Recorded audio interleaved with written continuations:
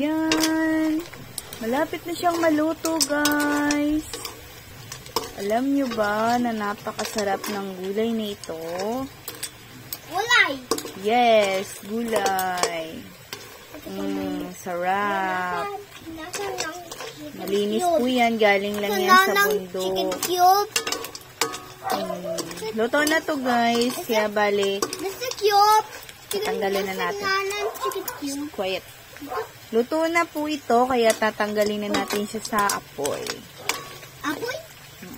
Yan. Ano ba apoy? Ano ba apoy? Sarap ng ulam natin. Ginataang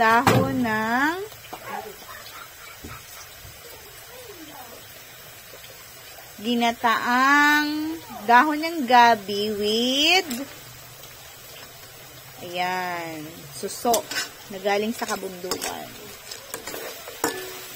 Sarap nito. With maanghang. Cheese.